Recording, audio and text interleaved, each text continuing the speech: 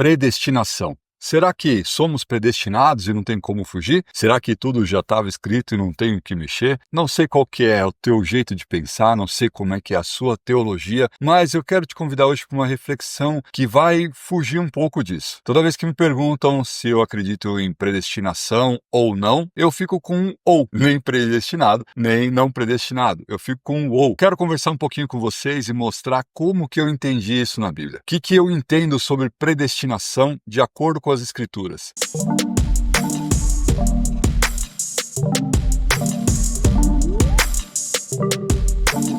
Olá, eu sou o Mário Breder, esse é o Café Fora da Caixa e a minha intenção aqui é sempre te incentivar a ler mais a Bíblia, a estudar por você mesmo, a entender o que as Escrituras dizem e conversar, compartilhar isso com seus irmãos. Nada melhor do que uma mesa, um cafezinho bem passado e uma boa conversa para a gente ir crescendo no entendimento da Palavra de Deus. Então vamos lá, hoje vamos falar sobre predestinação e eu quero te trazer um entendimento diferente que eu tenho sobre a predestinação. Eu quero conversar com vocês sobre um texto até que é bastante conhecido quando se fala de predestinação, que é em Romanos 8, no capítulo 29. Eu quero ler com vocês isso aqui e eu vou passar um pouquinho do que eu tenho meditado sobre esse texto. Vamos lá. No capítulo 8, no versículo 29. Pois Deus conheceu de antemão os seus e os predestinou para se tornarem semelhantes à imagem do seu Filho, a fim de que ele fosse primeiro entre muitos irmãos. E aí vem o 30, que é onde tem as coisas mais importantes para a gente conversar aqui. Depois de predestiná-los, ele os chamou. E depois de chamá-los, os declarou justos. E depois de declarar os justos, lhes deu a sua glória. É um texto que está falando claramente que Deus predestinou. Mas será que essa predestinação aqui é algo que dá para fugir ou não? E aí tem vários entendimentos teológicos sobre isso, mas eu quero colocar o meu. O que eu entendo aqui? Eu entendo que, eu gosto muito do que dizem as palavras em si, né?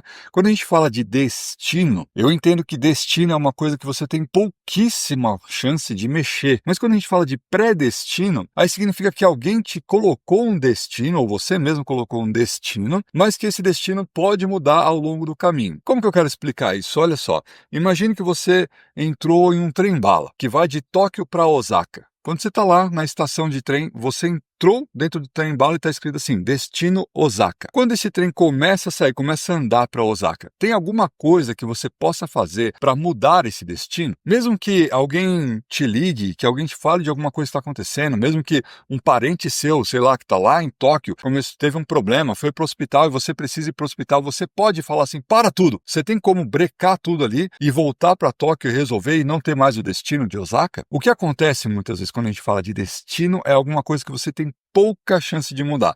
Então, se o teu destino no trem-bala é Osaka, você vai até Osaka, ainda que depois você pegue outro para voltar correndo para poder resolver as coisas em Tóquio. A mesma coisa com o avião, né? Você faz uma ponte aérea Rio-São Paulo, a mesma coisa, você entrou no avião, muito provavelmente você vai chegar naquele destino. Agora, predestino para mim é como se você pegasse o seu GPS do seu carro e colocasse lá, destino, rua tal, número tal. Aparece lá no GPS que vai ter meia hora você se deslocando pela cidade para chegar naquele destino que foi previamente colocado por você no GPS. Então você tem um pré-destino, chegar até aquele local. Mas você vai trabalhando esse caminho. Às vezes até o GPS muda de um caminho para o lado, para o outro, para que você chegue naquele pré-destino. Mas se alguém te ligar, se alguém te falar que um parente seu, um familiar seu está no hospital, o que você vai fazer? Você vai voltar e você vai para o outro destino. Você vai mudar totalmente o destino. E aí, dentro desse texto, eu quero te colocar o entendimento que eu tenho aqui. Predestino significa que Deus traçou um destino para você. Esse destino que Deus colocou para você, Ele colocou porque te ama. Mas você tem a possibilidade de aceitar ou não. O texto, ele fala assim, que Deus predestinou os seus para serem semelhantes à imagem do seu Filho. E aqueles que Ele predestinou, Ele os chamou. E depois de chamar, declarou justo. E depois de declarar justo, deu-lhe sua glória. Vamos pegar comigo aqui dois exemplos que existem na Bíblia. Eu quero que você compare duas histórias escritas na Bíblia para você falar comigo aqui se tem a ver ou não com isso que eu estou colocando aqui de um predestino que você pode mudar. Vamos entender. A Bíblia fala da história de dois jovens que eram ricos. Dois jovens que tinham bastante dinheiro. Jesus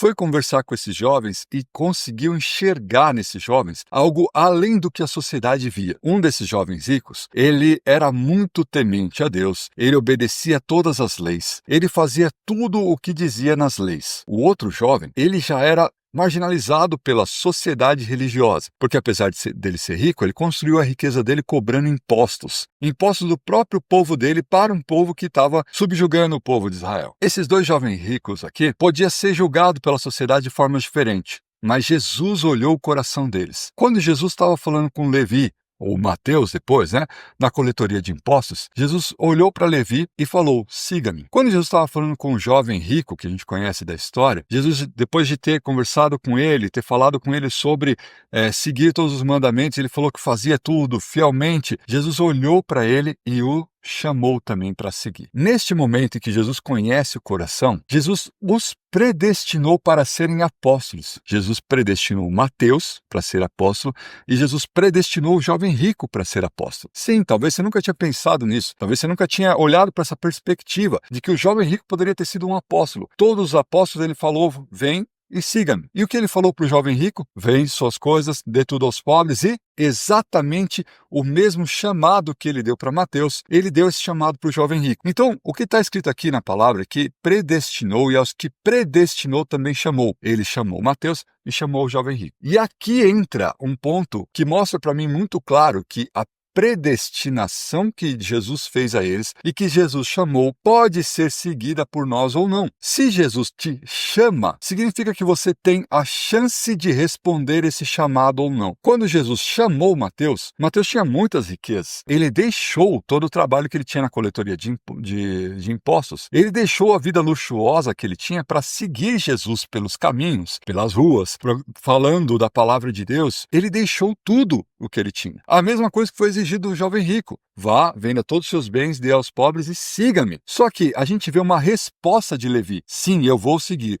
E uma resposta do jovem rico. Não, eu não quero fazer isso. E saiu triste. Só que aquele que Jesus chamou e que o seguiu, vem logo depois o texto aqui. Aos que predestinou, também chamou, e aos que chamou, declarou justos. Abraão foi declarado justo por sua fé. Assim como nós hoje podemos ser justificados por Jesus através da nossa fé em Jesus. E assim Mateus aceitou Jesus, por mais que Mateus fazia tudo errado, em relação às leis, em relação a tudo que existia até aquele momento, ele foi justificado por Jesus. Enquanto o jovem rico buscava a justificação em fazer e cumprir todas as leis. Jesus não falou que ele estava errado. Jesus não falou que ele não teria o reino de Deus, que ele não seria salvo, que ele não teria a vida eterna. Jesus falou para aquele jovem rico que, ok, você está fazendo tudo, você vai ter a vida eterna, mas quer ser perfeito? Vende suas coisas, dá tudo para os pobres e siga-me. E aquele jovem rico não quis, ele quis ser justificado pelas suas próprias obras. Mas Mateus foi justificado. Aquele que Jesus chamou, Mateus, foi justificado. E depois de declarar os justos, lhe deu a sua glória. Mateus recebeu a glória, um discípulo de Jesus, de ser um apóstolo de Jesus, aquele dos 12 que vai se sentar em tronos para julgar as 12 tribos de Israel. E o jovem rico que disse não ao chamado de Jesus não recebeu a sua glória, não foi justificado pela sua fé. Por que que isso é tão importante para nós aqui? Quando a gente entende sobre predestinação, isso pode nos trazer assim uma forma de pensar e de como que a gente vai agir no nosso dia a dia. Deixa eu te colocar uma coisa. Você também foi chamado por Jesus. Você também foi predestinado por Jesus. E você foi chamado para ser discípulo dele. E ele te justifica em tudo. Todos os seus pecados foram perdoados em Jesus. Ele te justifica e ele te dá a sua glória.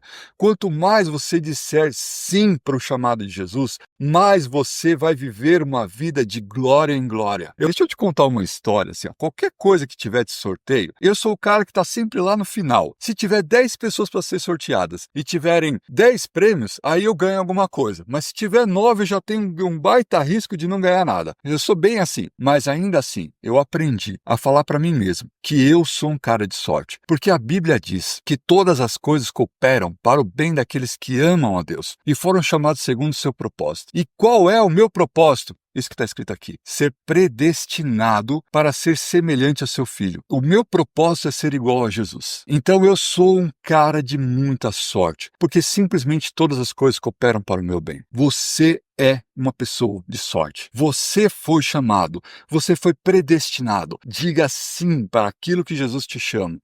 Vai atrás de fazer, de seguir, de viver o que ele tem para você e você terá uma vida de glória. Deus te abençoe. E até o próximo vídeo.